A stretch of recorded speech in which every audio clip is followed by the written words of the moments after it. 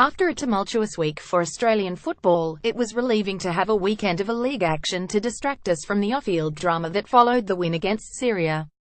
It was a stunning night, as our greatest Socceroo found the net twice. The Syrian supporters turned up in droves to create a wonderful atmosphere, and despite not hitting the heights in terms of skill, the match lived up to the dramatic reality in which it was played. There was a nice sense of unity on the night, a contrast to the political shenanigans unraveling away from the pitch. Team selection again caused debate, however once Aaron Moy entered the fray early in the first half, one got the sense that the majority of spectators and supporters were mostly content with the men on the pitch charged with providing a victory. That victory would eventually come and be met with a Socceroos roar that was unique, all-encompassing and unfettered.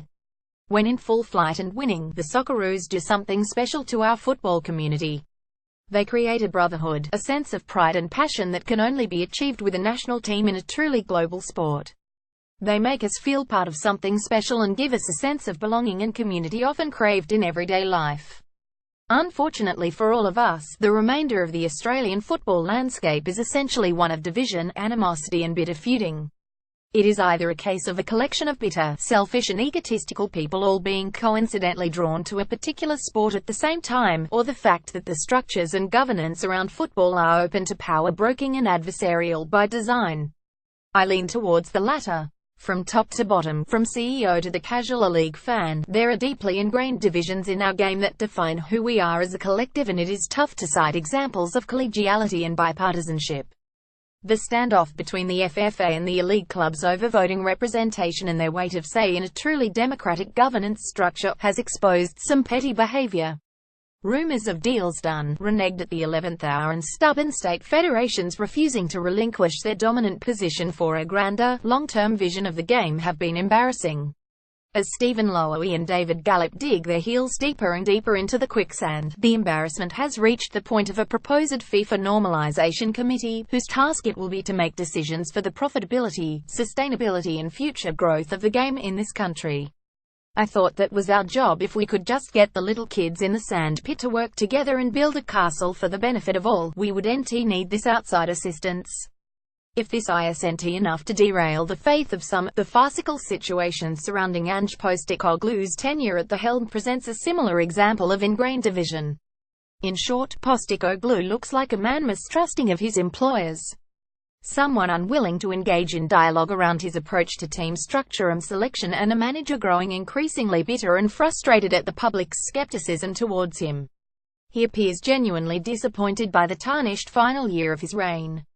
Announcing his early resignation from the job in the midst of the final throes of a qualifying campaign that is still there to be won, beggars belief and reeks of self-interest.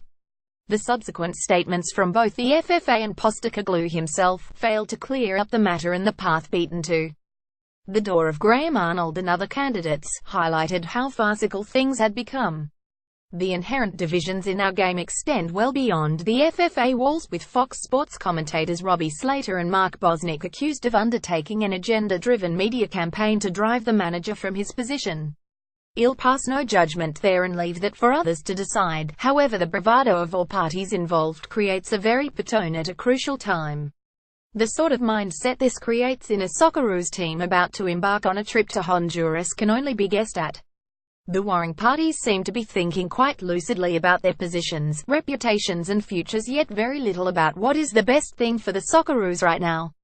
It is no wonder we have seen people embrace the Matildas with such vigor, considering their recent run full of positivity, hope and flair. If the powers that be manage to find a way to tarnish this fairy tale story and choke the purity and romance from their run, it will be shattering. Australian football's penchant for animosity and division is also clearly alive and well at an league level, as the episodic Kevin Muscat vs Graham Arnold spat reared its head again in round 1. Following the appalling and unsportsperson-like actions of members of the Brazilian women's team in Newcastle, one which Australians found distasteful and unsavoury, the managers of two of our biggest clubs also lowered the tone on our opening weekend. Many will point to Muscat as the instigator on this occasion, and that seemed likely based on the vision. However, the pantomime like mine is bigger than yours game played by some of our managers is beneath the true meaning of sport. Of course, there will be passions that boil over on the sideline, many have done it, and it's not something of which anyone is proud. yet modeling yourself as an angry, bitter and twisted man, insinuating injustice in post-game interviews and coyly avoiding questions with an insulting, cocky grin really just labels our managers in the same way as the administrators above them. That is, egotistical individuals with personal goals and agendas that seem to override any altruistic sense of contributing to the betterment of football in Australia. Even our fans slump into a divisive position. Nothing wrong with passionate support, yet the small number of childish buffoons who continue to tarnish the image of the game still fail to see the benefit to football if their behaviour was adjusted. The most recent Big Blue saw a nasty postscript and social media lit up with vitriol and animosity. At a time when division reigns at the highest levels in the game, it was almost apt that from top to bottom, the Australian football community found ways to enunciate that division throughout the first 2 weeks of the A-League. This is a league that now has free-to-air coverage on Network 10 and a collection of new imports to whet our appetites for the season ahead. We have a competition where crowd numbers aren't falling off the cliff and a summer of football to savour. Perhaps it is just par for the course what football is all about.